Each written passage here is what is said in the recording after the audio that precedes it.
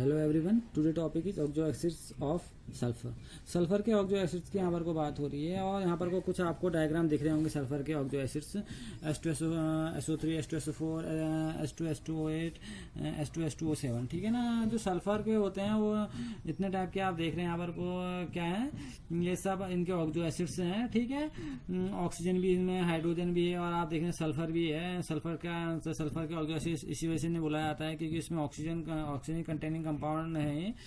तो इसमें क्या होता है, कुछ एसिड्स ऐसे होते हैं जो अनस्टेबल होते हैं और जिनको आइसोलेट नहीं किया जा सकता। ठीक है, और क्या होते हैं, अगर हम इनकी बात बोलें तो इनमें ये ज़्यादातर जो आपके इनके जो आपको जो कंपाउंड मिलेंगे हाईली अनस्टेबल होते हैं, लेकिन इसमें H2SO4 की प्रिपरेशन और H2SO4 जो प्रिपेयर होता है वो स्टेबिलिटी के साथ प्रिपेयर होता है और इसका सबसे ज़्यादा मैन्युफैक्चर भी किया जाता है इसको, और इसका सबसे ज़्यादा यूज भी है।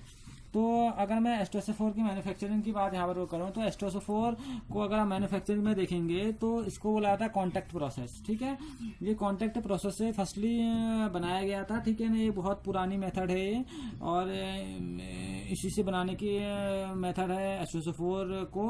तो H2SO4 को बनाने के लिए दो स्टेप होते हैं। पहला है इसमें production of SO2 by burning sulphur और रोस्टिंग आयरन पायराइड्स। आयरन पायराइड्स पहले आप क्या करेंगे, सल्फर को पहले आप बर्न करेंगे। सल्फर को आपने क्या किया, बर्न किया ऑक्सीजन की प्रेजेंस में, तो उसने क्या दिया आपको, सल्फर डाइऑक्साइड दिया। ठीक हो गया ना। अब जब सल्फर डाइऑक्साइड का प्रिपरेशन हो गया यहाँ पर को, तो आप क्या करेंगे, जो आपके पास आयरन पायराइड्स होंगे उनको भी क्या करेंगे, आप बर्न करेंगे ऑक्सीजन की प्रेजेंस में, रोस्ट करेंगे उनको या बर्न करेंगे। तो क्या होगा कि यहाँ पर से जो आपको मिलेगा, यहाँ पर को ऑक्साइड मिलेगा आपको सल्फर का, सॉरी आयरन का, यहाँ पर को आपको क्या मिलेगा, ऑक्साइड मिलेगा Fe2O3। ठीक है, और यहाँ से SO2 निकल जाएगा। अब आप क्या करेंगे, जो यहाँ से SO2 आपको मिला होगा, ठीक है ना, जो आपको यहाँ से SO2 मिला है, आपको जो यहाँ से SO2 मिला है, ये SO2 आप पकड़ेंगे और ये पकड़ के आप क्या लाएंगे, यहाँ लाएंगे और उसका कैटेलिक ऑक्सीडेशन करेंगे। तो आप कहेंगे कैटेलिक oxidation of sulphur dioxide by air की प्रेजेंस में इसका कैटेलिक ऑक्सीडेशन करेंगे तो आपको यहाँ से क्या मिलेगी, SO3 मिलेगी। ठीक है ना। तो आप यहाँ से देख रहे हैं, यहाँ से आपको क्या मिला, SO3 मिला। स्टेप वाइज आप उसको याद रखना पड़ेगा। तो यहाँ पर को आप देख रहे होंगे माइनस में एनर्जी जा रही है, यानी कि एक्सोथर्मिक प्रोसेस हो रही होगी। तो ये स्टेप जो है ये की स्टेप है। ये दो स्टेप आपने देखा ना, जो सल्फर को हमने पहले ऑक्सीजन की प्रेजेंस में बर्न किया तो आपने देखा आपको SO2 मिला, या आयरन पायराइड्स के उसमें हमने उसको किया तो रोस्ट किया तो आपको यहाँ से फिर से सल्फर डाइऑक्साइड मिला। फिर सल्फर डाइऑक्साइड को फिर हमने ऑक्सीजन की प्रेजेंस में उसका कैटेलिक ऑक्सीडेशन कराया, जिसकी वजह से हमें क्या मिला, सल्फर डाइऑक्साइड मिला। आपको दिख रहा होगा यहाँ पर कोई। ठीक है ना। आप यहाँ पर को ये की स्टेप है H2SO4 बनने की। ठीक है, अभी तक हमें यहाँ तक आए। और आप ये बात याद रखिएगा, ये फेवरेबल कंडीशन होती है SO3 बनने की। ठीक है ना। तो इसमें SO3 सबसे ज्यादा यील्ड के रूप में मिलता है, सबसे ज्यादा मिलता है। और कुछ कंडीशन के अंदर वो फेवर होता है। इसमें हाई प्रेशर होना चाहिए, लो टेम्परेचर होना चाहिए और आपने कैटलिस्ट का यूज करना चाहिए। कैटलिस्ट जैसे कि आप V2O5 का यूज कर लीजिए इसमें। ठीक है ना। आप टेम्परेचर को 720 तक रख लीजिए। ठीक है, ऐसे अगर ऐसी कंडीशन हो, प्रेशर आप हाई कीजिए, यानी कि लगभग आप 2 बार्स यानी कि 2 एटमॉस्फेरिक प्रेशर तक रखिए, उसे 2 बार्स के प्रेशर में रखिए। तो कुछ इंपोर्टेंट प्रॉपर्टी है इसकी SO3 बनने की, कुछ फेवरेबल कंडीशन है। इन कंडीशन पर ये चीज बनती है। ठीक है ना। उसके बाद जब ये चीज बन जाती है, यानी कि जब आपको मैक्सिमम अमाउंट में अगर यील्ड चाहिए SO3 का, तो आपने क्या करना है, टेम्परेचर आपने क्या करना है, लो रखना है। ठीक है ना। यानी कि ऑप्टिमम टेम्परेचर कह सकते हैं 720 से ज्यादा आप रखेंगे नहीं, यानी कि लो टेम्परेचर रखना है आपने, हाई प्रेशर रखना है आपने, कैटलिस्ट का यूज करना है। ठीक है ना। और जब आप इन सब का यूज करेंगे तो इसमें जो अगर आप बोलेंगे इसमें जो इंप्योरिटीज होती है, जैसे आर्सेनिक टाइप की इंप्योरिटी, या इसमें जो डस्ट पार्टिकल होंगे या जो मॉइस्चर होगा वो क्या हो जाता है, वो निकल जाता है। ठीक है। तो आपने ये करना है यहाँ पर को, तो आपको ज्यादा अमाउंट में क्या मिलेगी, SO3 मिलेगी। और हमें इसका यील्ड बहुत अच्छा चाहिए, इस यानी कि इसकी अमाउंट बहुत अच्छी चाहिए। तो ऐसा करने से इसकी अमाउंट बहुत अच्छी मिलेगी। अब हम क्या करेंगे नेक्स्ट स्टेप में, अब नेक्स्ट स्टेप में क्या होता है, हम क्या करेंगे, एड्जॉर्प्शन करेंगे, यानी कि adsorption of sulphur trioxide in 98% sulphuric acid to form oleum. ये क्या बनाता है, ओलिम बनाता है। अगर मैं इसकी बात करूं अगले में, तो होगा क्या, SO3 आप पकड़ेंगे, SO3 को आप H2SO4 के साथ मिलाएंगे, H2SO4 के साथ मिलाएंगे और यहाँ पर क्या बनता है, H2S2O7। ठीक है ना, ओलिम है ये ये कंपाउंड बनता है इसमें ही। आप बाद में क्या करते हैं, इसी ओलियम को आप डाइल्यूशन करते हैं। इसका डाइल्यूशन करने का मतलब है आप इसको ओलियम को आपने पकड़ा है, इसको H2O7 को पकड़ा और इसको डाइल्यूट कर दिया आपने। डाइल्यूट मतलब इसमें वाटर मिक्स कर दिया। जैसे आपने वाटर मिक्स किया तो आपको यहाँ पर कोई डिजायर अमाउंट में क्या मिलेगा, आपको H2SO4 मिलेगा, ठीक है ना। ये मिल गया आपको H2SO4, एक डिजायर अमाउंट में आपको H2SO4 मिलना स्टार्ट किया, ठीक है। तो अगर हम देखेंगे तो हमने क्या किया, SO3 का अच्छा सा यील्ड बनाया, फिर उसमें हमने क्या किया, हमने ये बोल सकते कि उसमें सल्फ्यूरिक एसिड मिलाया हमने और जिससे हमें ओलियम मिला। ओलियम में हमने डिजायर अमाउंट में क्या कर दिया, हमने वाटर मिलाया और जिससे हमें क्या मिल गया, H2SO4 मिल गया। तो ये है इसकी वर्किंग प्रोसेस और यहाँ से हमें क्या मिलती है, H2SO4 मिलती है, ठीक है ना। ये फाइनली हमें लगभग 96 to 98% की प्योरिटी वाला हमें सल्फ्यूरिक एसिड मिल जाता है, ठीक है ना। आप इसके डायग्राम अपनी बुक्स में देखिएगा, इसमें डायग्राम भी है कॉन्टैक्ट प्रोसेस के कि कैसे उन्होंने इस चीज को मैन्युफैक्चर किया होगा, ठीक है। तो ये इसलिए डाला जाता है कि यहाँ पर कोई एब्जॉर्प्शन पावर की वजह से यहाँ पर को डाला जाता है। एब्जॉर्प्शन का जो फिनोमिना होता है उसके लिए काम करता है, ठीक है।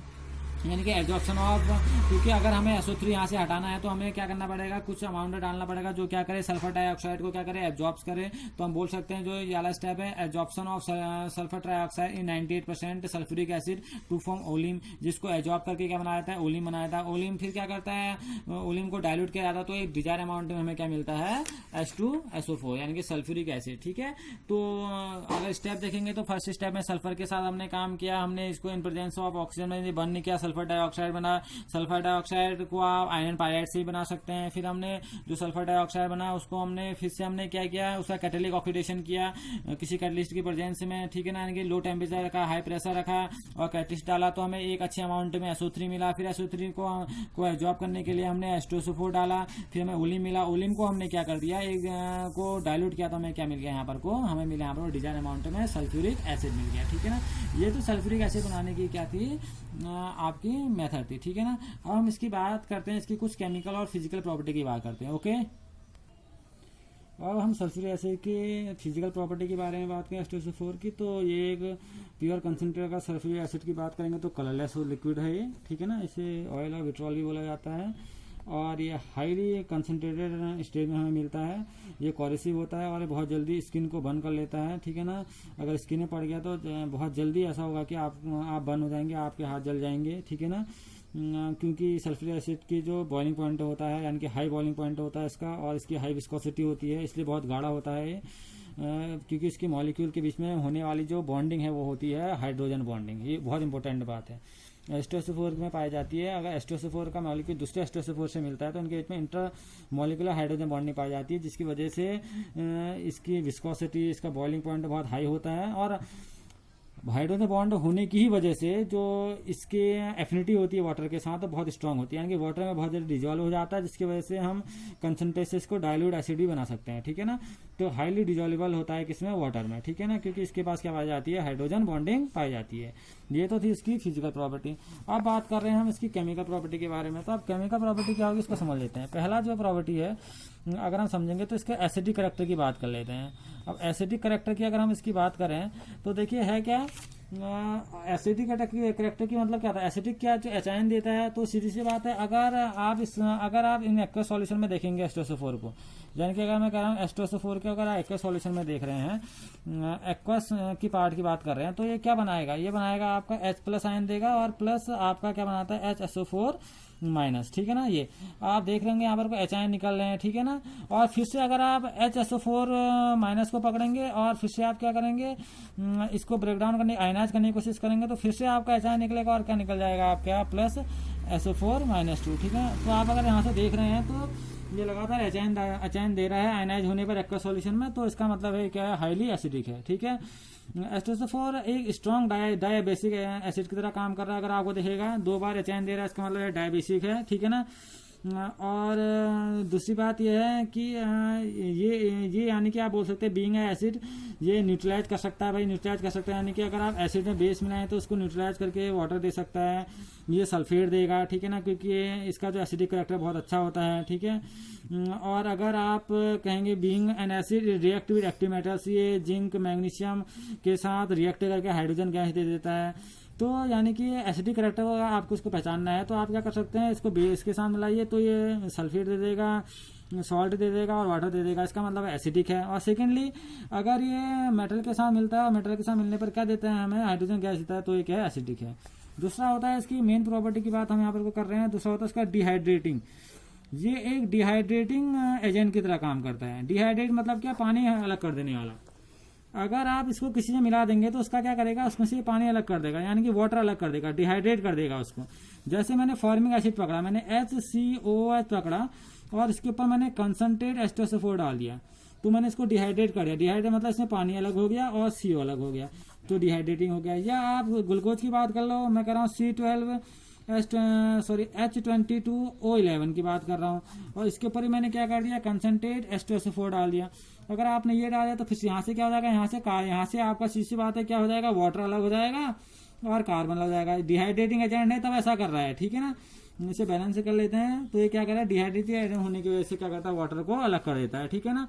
यानी कि ये वाटर अलग करके किसी को भी, यानी कि किसी को क्रिस्टलाइज कर सकता है। बोलता है it removes water from crystallisation from hydrate salt.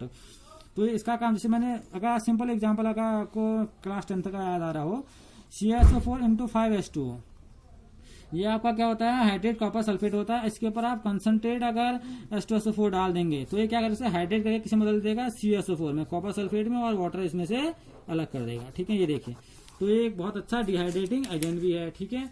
और ये ऑक्सीडाइजिंग एजेंट भी बहुत अच्छा है। अगर आप बोलेंगे ऑक्सीडाइजिंग भी करता है H2SO4 में, तो hot concentrate sulphuric acid is monetary strong oxidising agent. ये ऑक्सीडाइजिंग एजेंट की तरह भी काम करता है, अगर आप देखेंगे इन्हें तो, ठीक है।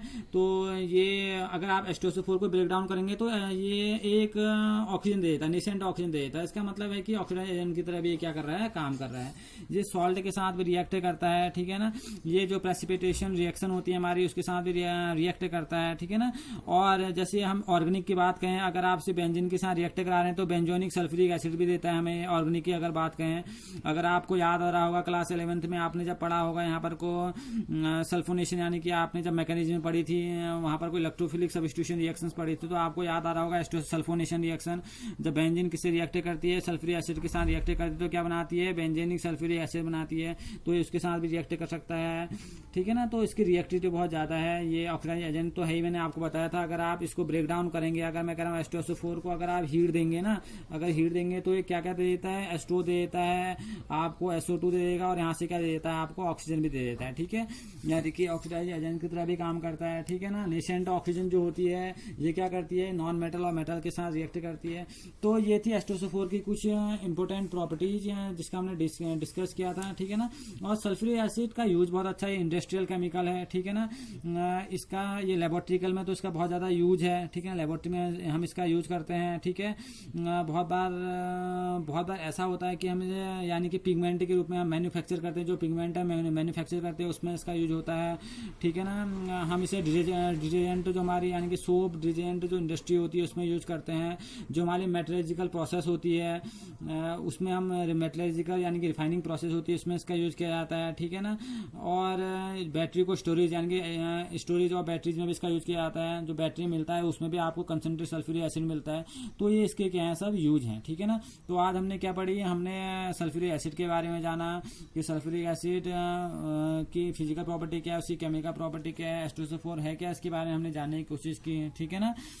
तो ये हमारा H2SO4 वाला टॉपिक यहीं पर क्या होता है, समाप्त होता है। अब हम जो नेक्स्ट लेक्चर में पढ़ेंगे, हम पढ़ेंगे ग्रुप 17 यानी कि halogen family. Okay, thank you.